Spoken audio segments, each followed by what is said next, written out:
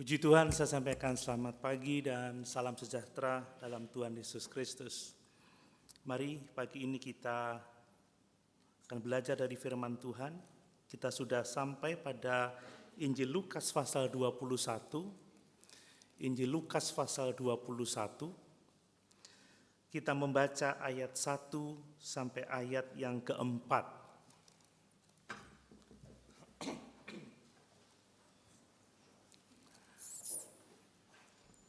Lukas pasal 21 ayat 1 sampai ayat yang keempat. Demikian firman Tuhan. Ketika Yesus mengangkat mukanya, ia melihat orang-orang kaya memasukkan persembahan mereka ke dalam peti persembahan. Ia melihat juga seorang janda miskin memasukkan 2 peser ke dalam peti itu. Lalu ia berkata, "Aku berkata kepadamu, sesungguhnya janda miskin ini memberi lebih banyak daripada semua orang itu. Sebab mereka semua memberi persembahannya dari kelimpahannya, tetapi janda ini memberi dari kekurangannya, bahkan ia memberi seluruh nafkahnya." Puji Tuhan, silakan duduk. Coba kita membandingkan di dalam Injil Markus pasal 12 ayat 41 sampai ayat yang ke-44. Bapak Ibu bisa melihat sebentar di Injil Markus pasal 12 ayat 41 sampai 44, kisah yang sama ditulis seperti ini. Pada suatu kali Yesus duduk menghadapi peti persembahan dan memperhatikan bagaimana orang banyak memasukkan uang ke dalam peti itu. Banyak orang kaya memberi jumlah yang besar, lalu datanglah seorang janda yang miskin dan ia memasukkan 2 peser, yaitu 1 duit. Maka dipanggilnya murid-muridnya dan berkata kepada mereka, "Aku berkata kepadamu, sesungguhnya janda miskin ini memberi lebih banyak daripada semua orang yang memasukkan uang ke dalam peti persembahan. Sebab mereka semua memberi dari kelimpahannya, tetapi janda ini memberi dari kekurangannya semua yang ada padanya, yaitu seluruh nafkahnya." Puji Tuhan. Pagi ini kita akan belajar tentang bagaimana kita bisa memberi persembahan yang menyenangkan Tuhan. Saya percaya semua kita memberikan persembahan kepada Tuhan, memberikan persembahan kepada pekerjaan Tuhan. Ya, kita sudah memberikan persembahan di yang pertama pada ibadah kita. Saya yakin semua kita memberi. Saudara, sejak kecil saya sudah dilatih untuk memberikan persembahan oleh orang tua saya, dan itu berlangsung sampai sekarang. Ya, kami juga mendidik anak-anak supaya memberikan persembahan. Ya, memberikan persembahan itu dilakukan sampai sekarang. Nah, hal yang penting yang harus kita perhatikan berdasarkan teks ini adalah apakah persembahan yang kita berikan kepada Tuhan selama ini itu menyenangkan Tuhan atau tidak? Ini pertanyaan yang perlu kita tanyakan kepada diri kita masing-masing. Apakah yang saya beri selama ini berkenan di hati Tuhan? Apakah pemberian saya, apakah persembahan saya menyenangkan hati Tuhan? Bapak Ibu mungkin ada yang bertanya, mengapa kita perlu mempertanyakan hal ini? Sebab ternyata di Alkitab kita membaca ada persembahan yang menyenangkan Tuhan, ada persembahan yang tidak menyenangkan Tuhan. Amin. Amin Bapak Ibu. Lihat, persembahan Kain ditolak oleh Tuhan karena persembahannya tidak menyenangkan Tuhan. Berbeda dengan persembahan Habel. Nah, demikian dari teks ini kita juga membaca bahwa Yesus berkenan pada persembahan seorang janda miskin. Dan dia menjadikan contoh bagi kita tentang bagaimana seharusnya kita memberikan persembahan yang menyenangkan Tuhan. Bapak Ibu, kita sudah membaca dengan jelas bagaimana Yesus memperhatikan orang-orang Yahudi saat memberikan persembahan pada Minggu Paskah pada waktu itu. Dan luar biasa, ia memuji seorang janda miskin dengan persembahannya. Dan Tuhan menjadikan ini sebagai teladan tentang bagaimana kita seharusnya memberi persembahan yang menyenangkan hati Tuhan. Pertanyaannya, bagaimana persembahan seorang janda miskin ini bisa menyenangkan hati Tuhan? Bapak Ibu, kita sudah membaca bahwa janda miskin ini memberikan 2 peser uangnya. Saudara, ini adalah uang koin. Ya, uang koin, koin yang kecil, koin yang tipis, sangat tipis, bahkan ditulis seperti itu, saudara. Dan 1 koin ini nilainya 1 upah harian. Jadi kalau sekarang ini mungkin pembantu tukang itu upah hariannya 70.000, maka 1 koin, 1 peser itu nilainya 70.000. Itu adalah upah harian. Ya, upah harian bagi seorang pekerja. Kalau dia kepala tukang ya bisa 100.000. Nah, janda ini memberikan 2 peser uangnya, 2 koin tembaga yang kecil yang sangat tipis. Dan yang luar biasa yang harus kita perhatikan adalah bahwa 2 peser uangnya itu adalah seluruh nafkahnya. Wow. Seluruh nafkahnya. Apa maksudnya seluruh nafkahnya? Itu adalah semua yang dia butuhkan untuk hidup di hari itu. Ini yang menyebabkan kita membaca bagaimana Yesus memuji janda miskin ini. Dia memang memberikan 2 peser uang logamnya yang kecil, yang tipis. Tidak seperti pemberian orang-orang kaya, ahli-ahli Taurat pada waktu itu. Tetapi pemberiannya itu bernilai seluruh nafkahnya. Semua yang diperlukannya untuk hidup. Nah, kalau kita memperhatikan persembahan janda miskin ini, apakah kita pernah memberikan persembahan seperti yang dilakukan janda miskin ini? Coba kita jujur terhadap diri kita masing-masing. Apakah kita pernah memberikan persembahan seperti yang dilakukan oleh janda miskin ini? Bukan soal 2 peser. Saudara, kita tidak punya 2 logam emas ya, yang 2 logam ini ya, uang logam yang kecil, yang tipis seperti yang dimiliki janda ini. Tetapi pertanyaannya, apakah kita telah berani mempersembahkan kepada Tuhan apa yang menjadi kebutuhan kita untuk hidup? Yang dalam hal ini Yesus berkata, seluruh nafkah hidupnya. Pernahkah kita memberikan semua yang kita butuhkan untuk hidup di hari ini? Untuk pekerjaan Tuhan.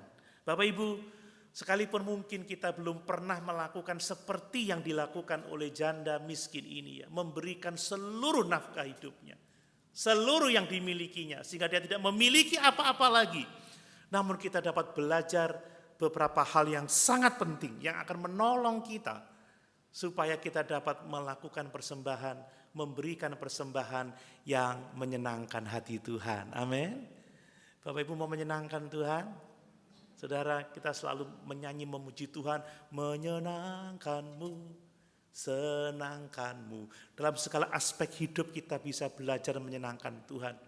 Tapi yang menjadi persoalan sekarang itu, saudara ya, banyak orang-orang percaya yang mau mencari kesenangannya sendiri.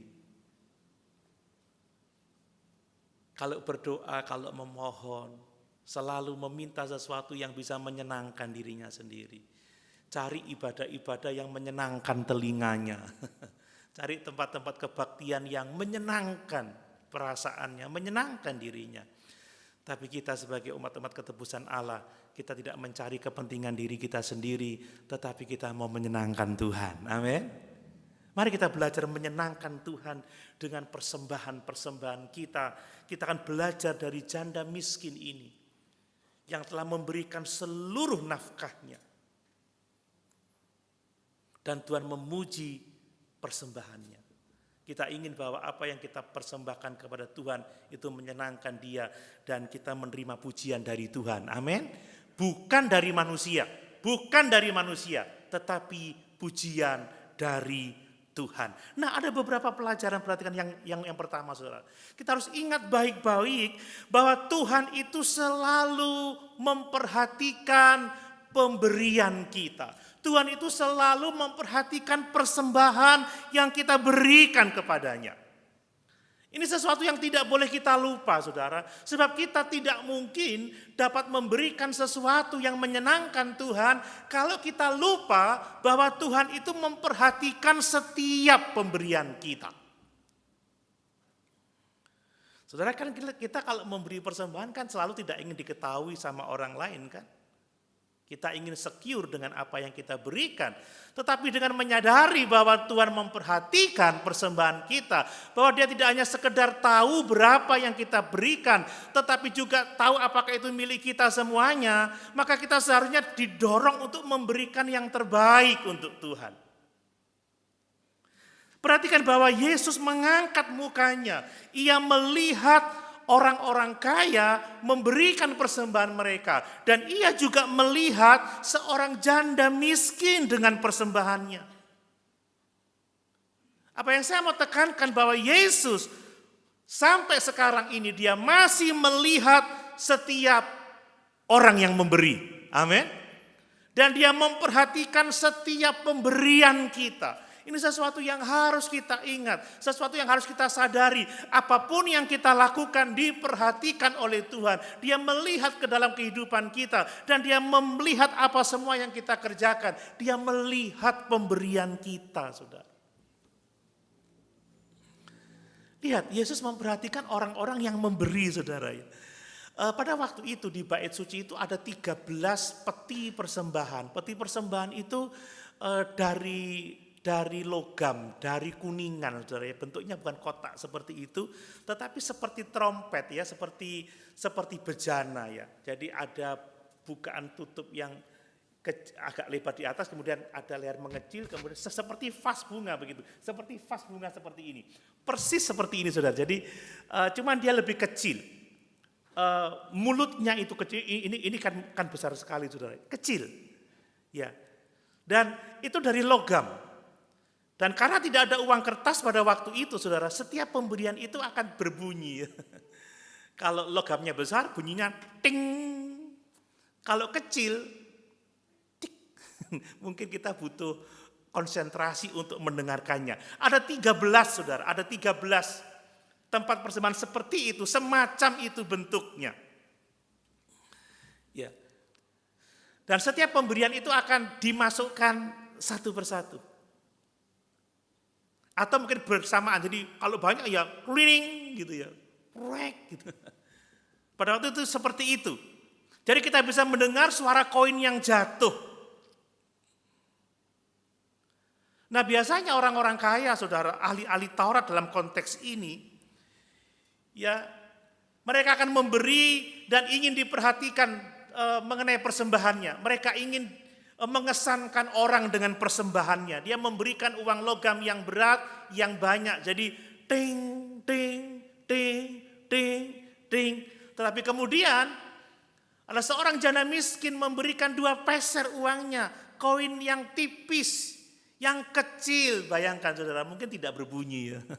Berbunyinya kecil sekali. Tetapi Tuhan memperhatikan, melihat orang-orang yang memberi pada waktu itu. Tuhan melihat orang-orang kaya ini, Tuhan melihat ahli-ahli Taurat ini, Tuhan melihat orang-orang Farisi, orang-orang beragama, orang-orang yang adalah tokoh-tokoh agama. Dan dia juga memperhatikan persembahan seorang janda yang miskin ini. Jadi pada waktu Bapak Ibu memberikan persembahan di kantong kolekte, kita harus ingat bahwa Tuhan melihat kita. Amin.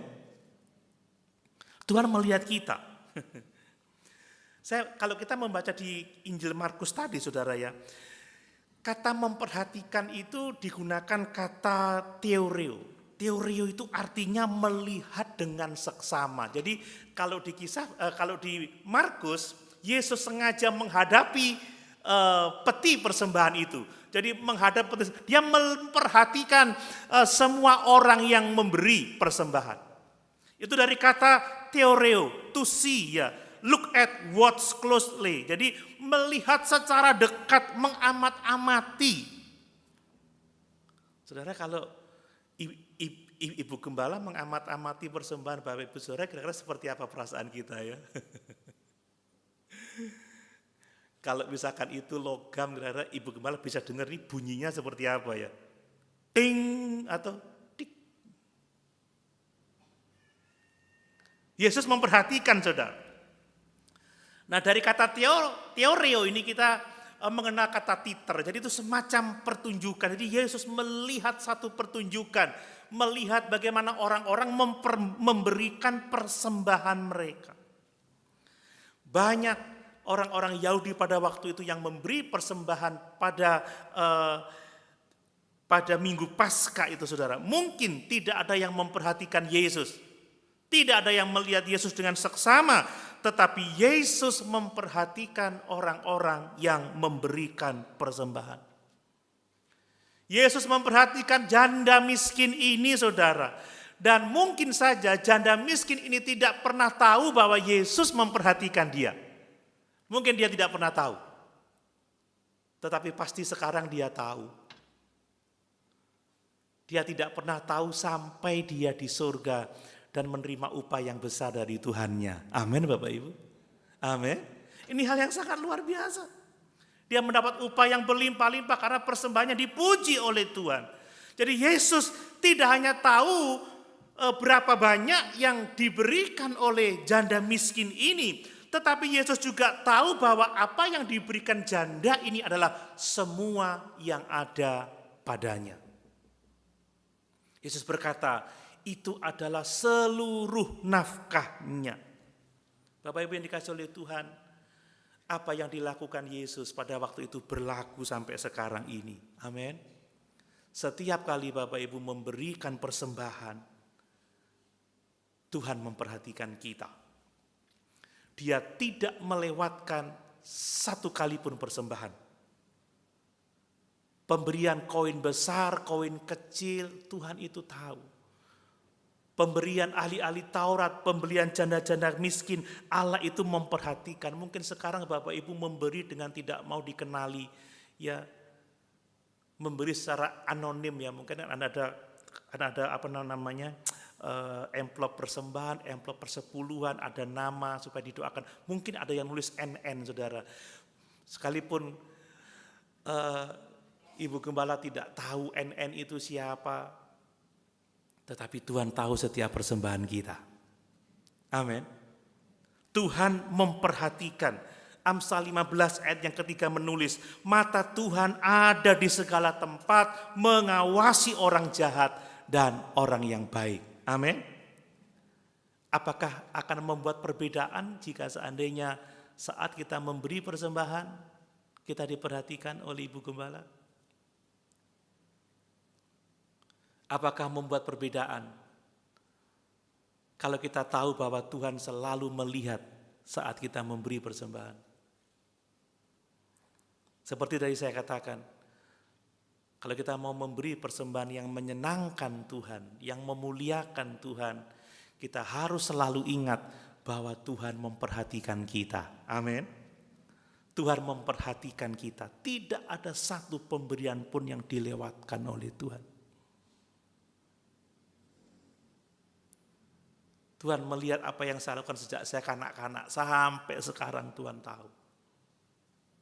Demikian dengan yang Bapak Ibu lakukan sampai sekarang, Tuhan melihat. Kita tidak bisa memberikan sesuatu yang menyenangkan Tuhan kalau kita lupa bahwa Tuhan memperhatikan setiap apa yang kita lakukan. Nah, tidak hanya dia memperhatikan orang-orang yang memberi, dia juga memperhatikan jumlah yang diberikan. Saudara perhatikan, ya, Markus mencatat banyak orang kaya memberi dalam jumlah yang besar. Janda ini memasukkan 2 peser uangnya. Lihat, Yesus melihat berapa banyak yang diberikan oleh masing-masing orang.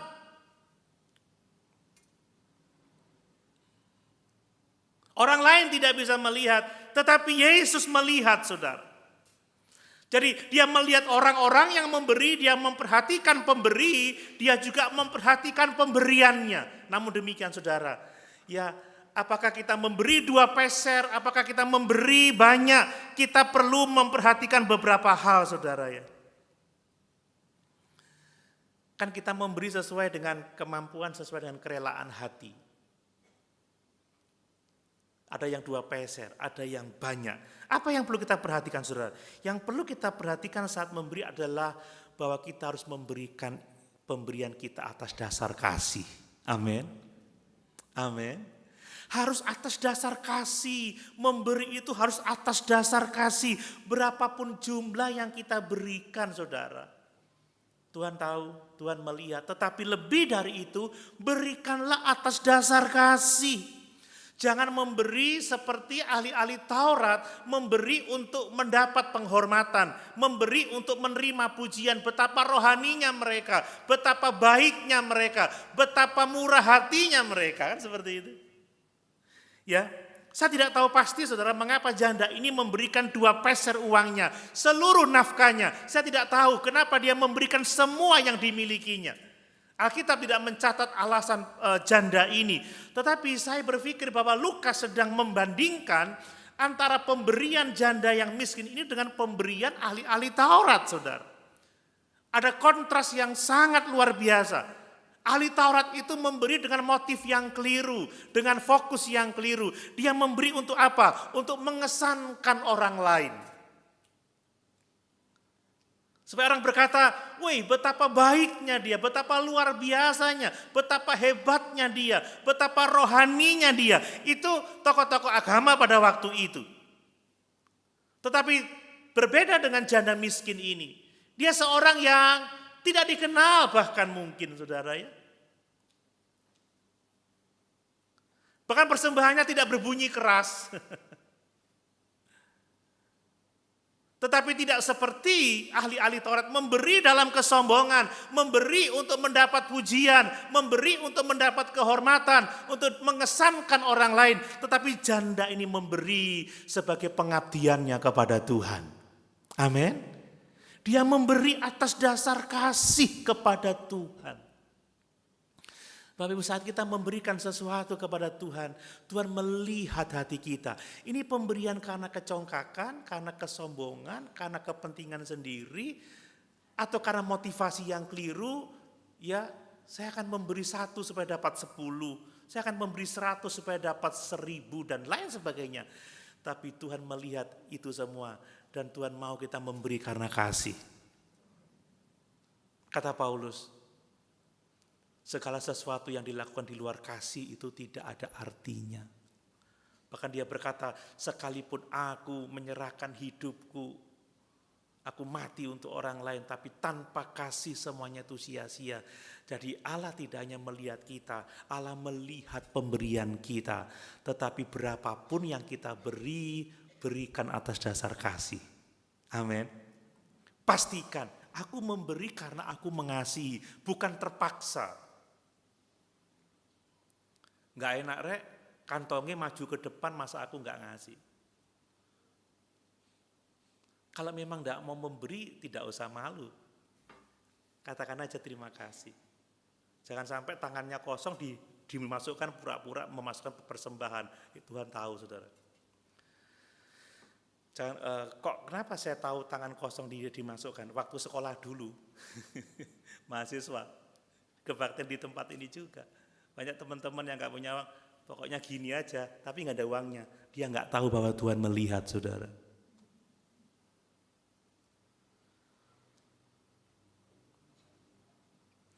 Tapi sekali lagi, besar kecil pemberian kita, berikan itu atas dasar kasih. Amin. Pastikan supaya pemberian kita gak sia-sia. Supaya pemberian kita itu menyenangkan Tuhan. Ya. Hal yang berikutnya, saudara. Kalau kita memberi, mari kita memberi dengan iman bahwa Tuhan akan mencukupkan setiap kebutuhan kita. Amin. Ini yang penting, saudara. Memberi itu kan berkorban. Berkorban itu kan sakit. Artinya apa? Mengurangi jatah kita, itu memberi. Memberi seringkali membuat kita tidak lagi memiliki uang cukup mungkin untuk kebutuhan kita. Kenapa saya berani mengatakan seperti itu? Janda miskin ini, saudara. Janda miskin ini memberi persembahan dengan cara yang sangat extraordinary, saudara ya. Dia memberikan seluruh nafkah hidupnya. Sehingga setelah memberi, dia harus mempercayakan seluruh kebutuhannya kepada Tuhan.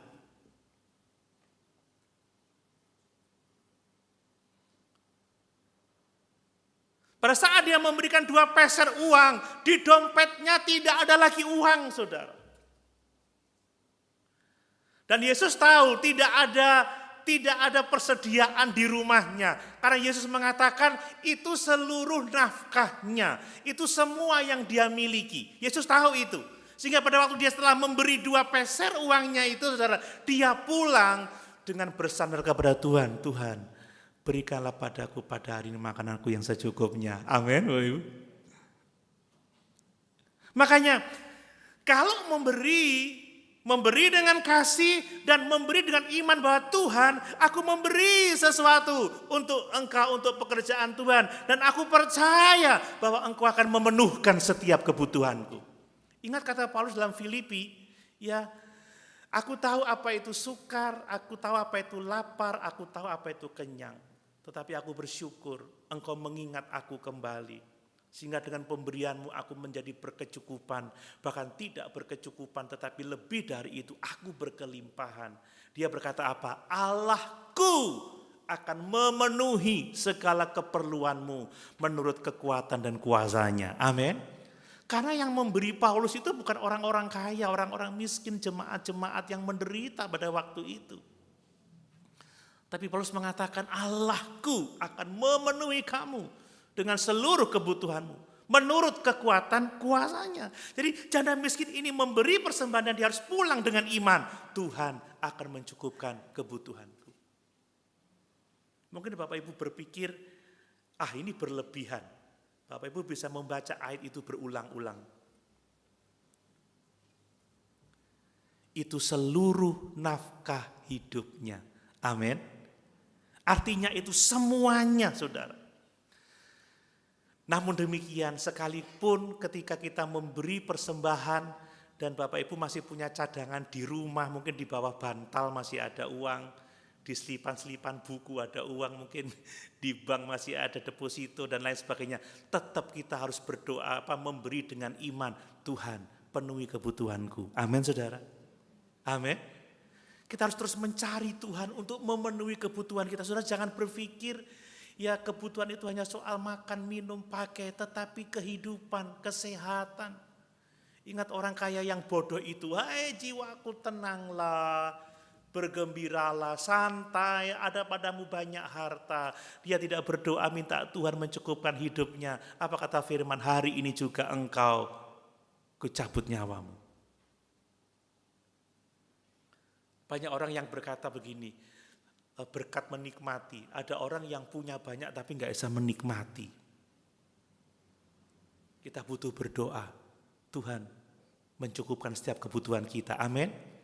Apakah kita sedang tidak ada? Apakah kita masih ada persediaan? Bahkan mungkin banyak ketika engkau memberi. Tuhan, aku percaya engkau akan memenuhi kebutuhanku.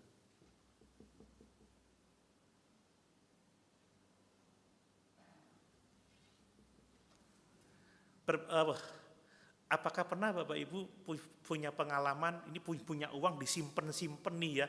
Wah, ini aku simpen, aku mau pakai untuk ini, untuk itu. Tapi tiba-tiba saudara memberikan persembahan itu, uang yang Bapak Ibu sudah simpan untuk keperluan yang tidak tahu keperluan apalah. Bapak Ibu, Tuhan, aku memberi ini untuk Engkau.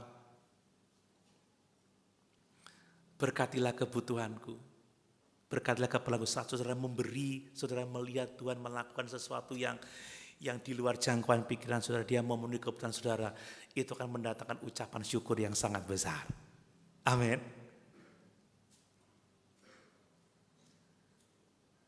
Saya ada dengar kesaksian beberapa waktu yang lalu, ada ibu gembala waktu kami besuk.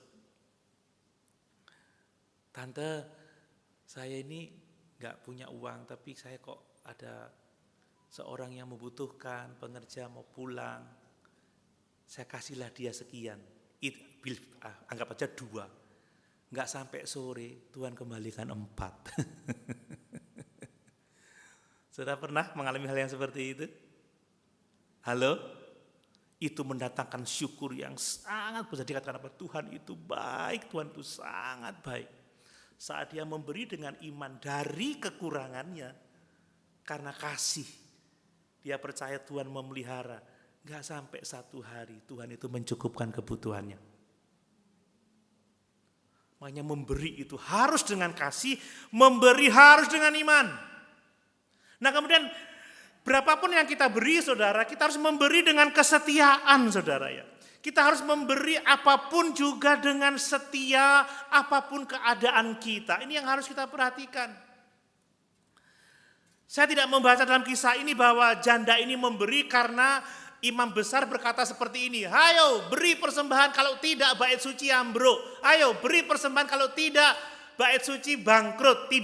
Tidak ada pengumuman yang seperti itu. Tetapi kita melihat bahwa janda ini memiliki kebiasaan untuk memberi. Dia memberi secara rutin.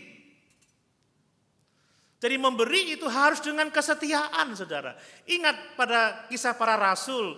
Mereka mengumpulkan persembahan dan tiap-tiap hari pertama minggu itu mereka berkumpul dan mengumpulkan persembahan mereka untuk diberikan kepada Tuhan dan pekerjaannya. Mereka rutin. Mereka selalu menyisihkan dari pendapatan mereka untuk diberikan saat perjumpaan-perjumpaan ibadah. Ini rutin saudara. Bukan insidentil, bukan karena tekanan.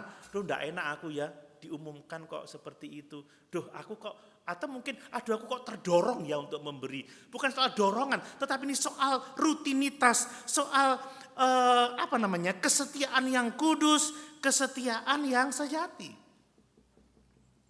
Bapak Ibu, apa yang dilakukan oleh janda miskin ini menghancurkan semua alasan yang mengatakan nanti kalau aku udah punya banyak aku akan memberi. Nanti kalau aku berhasil aku akan memberi. Tidak saudara, kita tidak akan pernah memberi kalau kita tidak biasa melakukan memberi.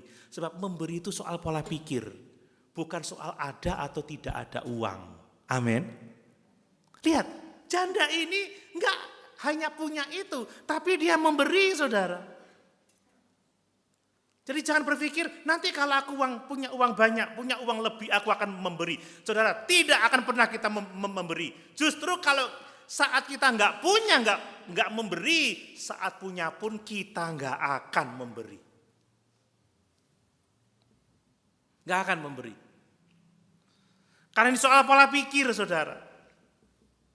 Jika saudara tidak mau memberi saat tidak punya, saudara juga tidak akan pernah memberi saat kalau Bapak Ibu tidak memberi saat tidak punya, Bapak Ibu juga tidak akan memberi saat punya.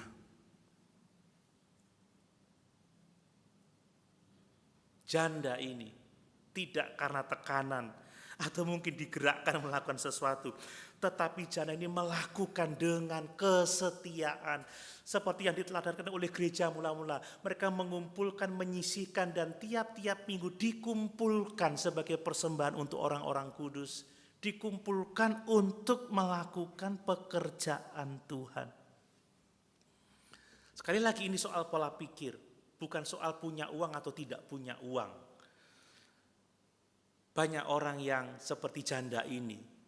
Miskin tetapi setia memberi. Tapi banyak orang yang tidak memberi sekalipun dia punya banyak.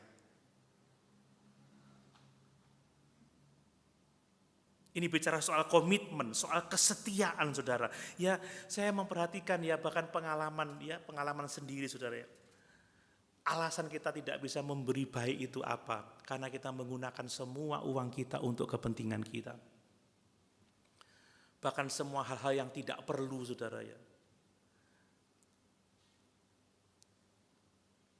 Kalau masih itu yang perlu, kebutuhan pokok mah itu masih oke lah. Tapi kadang yang gak perlu sehingga kita alasan, aduh aku masih mau ini, masih mau itu sehingga aku tidak bisa memberi.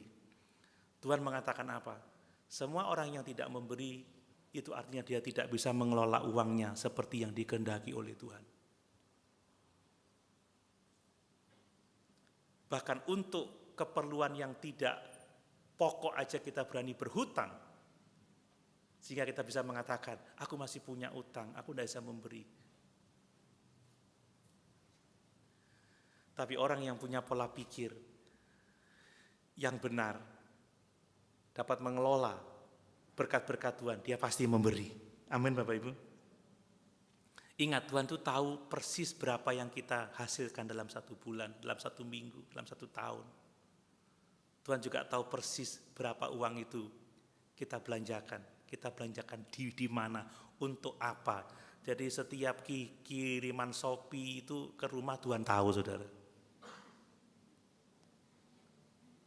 Gojek, GoFood yang ke rumah Tuhan tahu.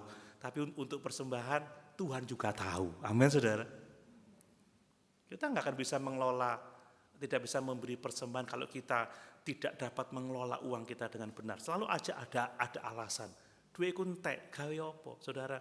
Saya belajar. Ya. Kalau kita dalam 1 minggu makan bakso misalkan berapa? 2 kali. Coba cukup sekali aja. Sekali makan bakso kita berikan untuk pekerjaan Tuhan. Amin. Kita bisa melakukan itu. Tergantung bagaimana kita mendisiplin diri.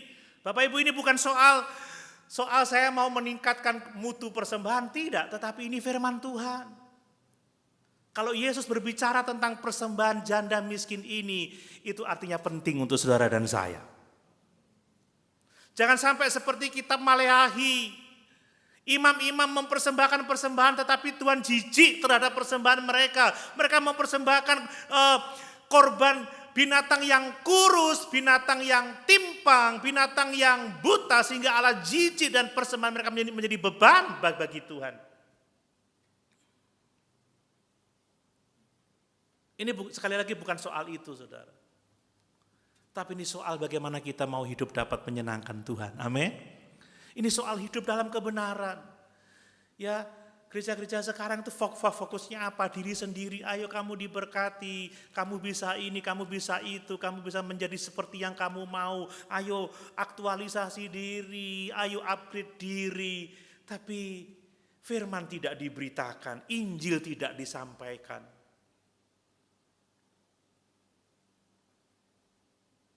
Saya waktu mau menyampaikan ini lagi, dulu pernah saya sampaikan, sulit, saya bergumul Bapak Ibu ya.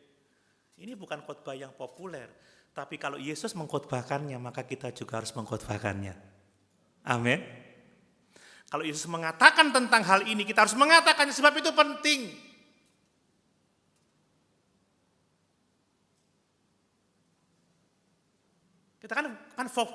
Kita kan fokusnya kan selalu kepentingan kita, tetapi ketika memberi berkorban, ini bukan kepentingan kita, kepentingan orang lain, kepentingan Tuhan. Dan kalau kita memperhatikan kepentingan Tuhan, kepentingan orang lain, Tuhan pasti memberkati kita. Tapi jangan gagal fokus ya, memberi untuk dapat kembalian, tidak. Memberi karena kasih, memberi karena iman, memberi karena kesetiaan. Amin Bapak Ibu. Berapapun pemberian Bapak Ibu, saya tidak akan berusaha untuk tahu. Karena itu masalah yang sangat pribadi. Ya. Tidak ada seorang pun di sini yang akan membagikan berapa jumlah penghasilannya kepada temannya di sebelah. Enggak ada. Itu pribadi sekali. Saya tidak akan tahu, orang lain tidak tahu, tapi Tuhan tahu. Maka mari kita bertanggung jawab bukan kepada manusia, tetapi bertanggung jawab kepada Tuhan. Amin. Hal yang kedua, saudara. Tuhan itu menilai pemberian kita. Dia tahu orang-orang yang memberi, dia tahu berapa jumlah pemberian itu, dan dia menilai pemberian itu, saudara. Kita membaca, aku berkata kepadamu, sesungguhnya janda miskin ini memberi lebih banyak daripada semua orang itu. Dia nilai dari pemberian kita. Ya. Tuhan Yesus menilai persembahan janda ini lebih besar dari semua persembahan lainnya. Wah, ini lagi saudara. Dia melihat orang-orang yang memberi, dia tahu jumlah yang diberi, dia memberikan nilai dari pemberian itu. Janda ini memberi lebih besar dari persembahan orang-orang lain itu, saudara. Nah, jika Tuhan Yesus tidak memuji persembahan wanita ini, mungkin kita mencelanya saudara ya. Banyak orang yang mencela. Contohnya, saudara saya banyak memperhatikan pengajaran-pengajaran zaman sekarang ini yang membingungkan. Sehingga orang tidak lagi mau memberi. Ada orang yang mengatakan, janda miskin gak perlu memberi. Masa Tuhan meminta uang dari orang miskin, tapi Tuhan memuji persembahan janda miskin ini. Amin. Jadi kalau kamu tidak punya uang, tidak usah memberi, tidak apa-apa. Tidak dengan Tuhan Yesus. Memberi itu soal hati, memberi soal kasih, memberi soal iman, memberi soal kesetiaan. Amin. Jangan kamu tidak punya uang, tidak usah memberi, tidak apa-apa. Tidak saudara. Kalau kita tidak pernah belajar memberi, kalau kita tidak menemukan cara bagaimana kita bisa memberi saat kita tidak punya, saya mau katakan sekali lagi, kita sama sekali tidak akan memberi. Memberi itu sesuai dengan apa yang kita mampu, amin. Tapi ini adalah sikap mengasihi Tuhan, sikap percaya, ini sikap kesetiaan saudara. Karena apa? Karena Yesus sudah terlebih dahulu mengasihi kita. Karena kita telah menerima anugerah yang tidak terlukiskan. Anugerah yang sangat besar. Gak usah memberi, yang gak punya uang, gak usah memberi. Tidak saudara. Memang Tuhan tidak butuh uang kita. Tapi kita butuh memberi sebagai bukti bahwa kita mengasihi Dia. Saya butuh memberi sebagai bukti bahwa saya percaya akan pemeliharaan Tuhan. Saya butuh memberi, menunjukkan kesetiaan saya kepada pekerjaan Tuhan. Ini hal yang penting saudara. Mungkin juga ada orang yang berkata seperti, yang gak punya uang, gak usah memberi apa, gak usah memberi sedikit. Buat apa 2 peser uang itu? Gak ada gunanya bagi biaya bait suci, gak ngefek. Gak ngefek. Tuh yang kaya-kaya udah memberi banyak, kamu udah usah beri, nggak ngefek, bunyinya aja nggak kedengeran. Malah nyusahin ngitungnya. Saudara, ngitung 100-an ribu 100 lembar dengan 2.000-an 100 lembar sama capeknya nggak saudara? Halo? Sama capeknya tapi nilainya beda. Ini nyusahin hitung aja ini cuma 2 peser. Gak perlu, tidak saudara. Tuhan memuji persembahan janda miskin ini. Amin.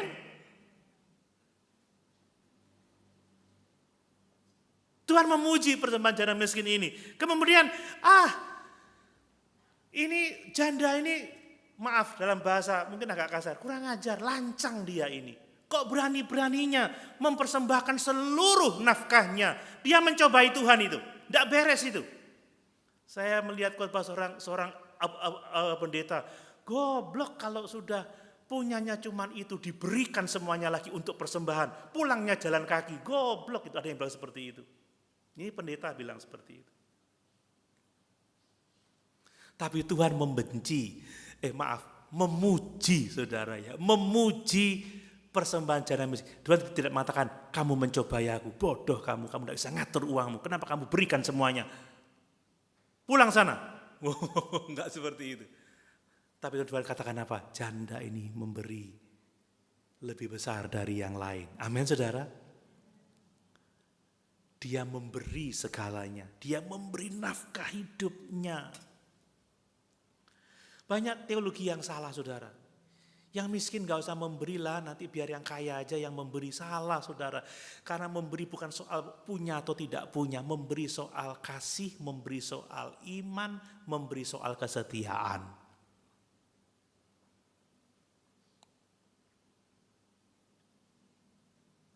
Jangan berkata, pemberianmu gak ngefek. Tidak saudara. Setiap pemberian kita dinilai oleh Tuhan. Bahkan yang 2 peser itu lebih besar dari pemberian orang-orang kaya pada waktu itu. Dan jangan berpikir saudara mencobai Tuhan. Tidak. Karena Yesus memuji janda yang memberikan 2 peser uangnya ini. Seluruh nafkah hidupnya. Nah, mengapa Yesus memuji pemberian wanita ini saudara? Karena Yesus itu menilai pemberian, saudara. Nilai pemberian itu ada di mana sih, saudara? Lihat, sebab mereka semua memberi persembahannya dari kelimpahannya, tetapi janda ini memberi dari kekurangannya. Bahkan ia memberi seluruh nafkahnya. Saudara, pemberian orang-orang kaya, ahli-ahli Taurat itu sama sekali tidak mengurangi uangnya, saudara. Mungkin nggak kerasa, ya kurang lah, saudara. Karena dikatakan dia memberi dari kelimpahannya. Artinya apa? Tidak mengurangi kebutuhannya. Dia masih tetap bisa makan di restoran, dia masih bisa tetap jalan-jalan, dia masih bisa tetap menyewa hotel yang mewah, dia tetap bisa kemana-mana saja tanpa mengurangi kebutuhannya, gaya hidupnya. Tapi berbeda dengan janda miskin ini. Setelah dia memberi, dia harus bersandar kepada Tuhan untuk makan malamnya. Itu nilai persembahan, saudara ya.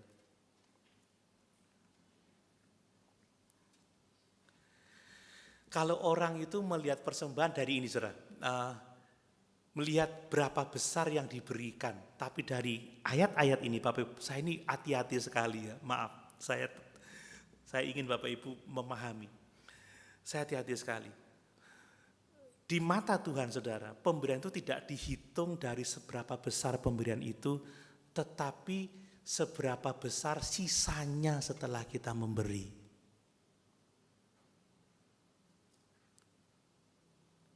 Amin, Bapak Ibu.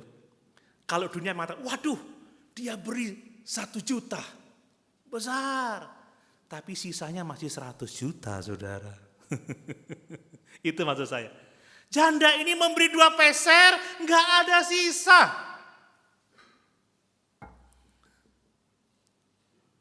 Tapi saya tidak mau mengatakan beri semuanya sampai tidak ada sisa. Tidak, kita belajar prinsip, saudara. Amin, Bapak Ibu.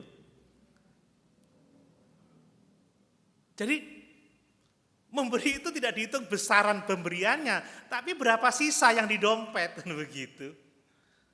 Berapa sisa tabungan. Waduh, orang itu memberi 10 juta, tapi sisanya miliar di rumah, saudara.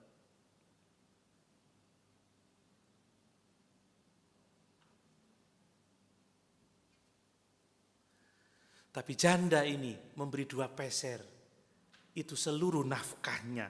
Saudara, bahkan kalau saudara berpikir persepuluhan itu besar, salah, kecil itu, saudara. Persepuluhan itu tidak dapat dibandingkan dengan persembahan janda ini, saudara. Kalau Bapak Ibu memberi 1/10, itu masih ada 90% kok. Itu kecil 1/10 itu kalau dihitung dari sisanya. Masakah kita tidak bisa mencukupkan diri dari 90% dari berkat Tuhan yang diberikan kepada kita? Saudara, ingat, hidup tidak hanya di bumi ini saja, tapi kita sedang menuju kepada kekekalan. Amin.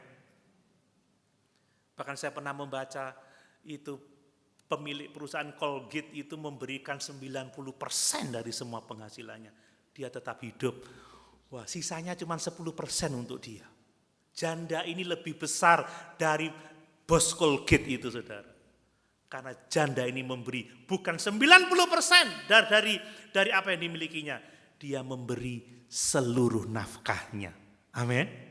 Coba kita camkan hal ini, saudara.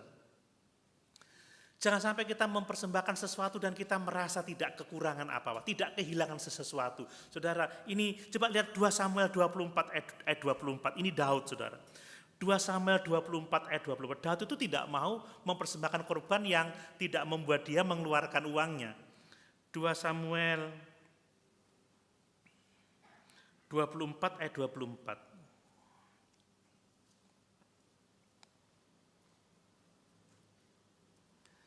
Lihat kata Daud, tetapi berkatalah raja kepada Arauna, bukan begitu, melainkan aku mau membelinya daripadamu dengan membayar harganya.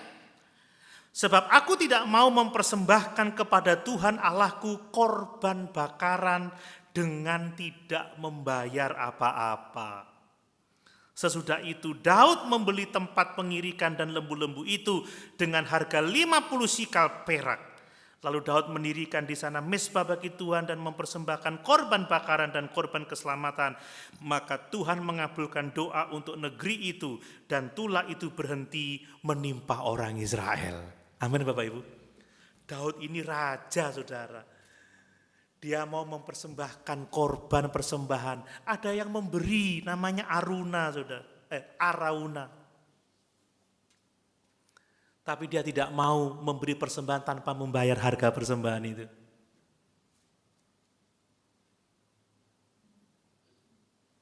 Ini luar biasa. Ini luar biasa. Saudara, Tuhan menilai pemberian kita. Itu seharusnya mempengaruhi bagaimana cara kita memberi kepada Tuhan. Amin. Ingat, Tuhan tidak menilai seberapa besar yang kita berikan, tapi berapa sisanya. Tuhan bisa melihat itu.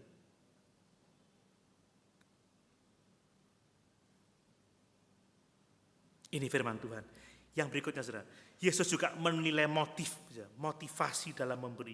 Janda ini memberi karena dia mengabdi, mengasihi Tuhan, karena dia percaya kepada Tuhan. Tetapi orang-orang kaya itu, ahli-ahli Taurat itu, memberi karena kesombongan, memberi karena rasa egois, ingin dipuji, saudara. Ingat, ada ayat yang mengatakan di mana hartamu berada, di situ juga hatimu berada. Kalau Bapak Ibu invest di pasar saham, tiap jam saudara akan nonton perkembangan pasar saham. Ya Pak ya. Kalau invest di pertanian, Bapak Ibu akan memperhatikan persawahan itu. Kalau menginvest di tambak, saudara akan ke tambak terus karena uangmu ada di situ. Tidak mau rugi kan? Tapi kalau kita mempersembahkan, invest dalam kerajaan surga, hati kita akan terus ditarik kepada Tuhan. Amin. Tuhan tolong, Tuhan berkati, Tuhan pimpin, Tuhan mencukupkan. Itu saudara. Dan yang ketiga, yang terakhir, karena Tuhan memperhatikan setiap pemberian kita, mari kita memberi bukan seperti untuk manusia, tetapi kita memberi seperti untuk Tuhan. Amin. Seperti janda miskin ini, memberi bukan seperti untuk manusia supaya dilihat, diperhatikan orang, tetapi dia diam-diam memberi karena dia mengasihi Tuhan, saudara. Ingat bahwa Tuhan itu mengasihi orang-orang yang memberi dengan penuh sukacita, orang-orang yang memberi dengan syukur, ya. Dan mari kita memberi pemberian kita karena Tuhan telah memberikan anugerah yang besar. Pertama-tama keselamatan jiwa kita. Yang kedua adalah pemeliharaan selama kita hidup di atas muka bumi ini. Ingat saudara bahwa Yesus telah memberikan nyawanya. Dia yang kaya rela menjadi miskin untuk kita supaya kita menjadi kaya. Amin. Mari atas dasar keselamatan itulah kita memberi persembahan. Saudara, kita tidak bisa memberi dengan baik kalau kita tidak menyadari betapa besar keselamatan yang kita telah terima. Kita tidak bisa melayani Tuhan dengan baik kalau kita tidak menyadari betapa besar kasih-Nya kepada kita. Hanya orang-orang yang lahir baru, yang memahami keselamatannya, yang akan dapat memberi. Dan pemberiannya menyenangkan Tuhan. Mari sama-sama kita berdiri.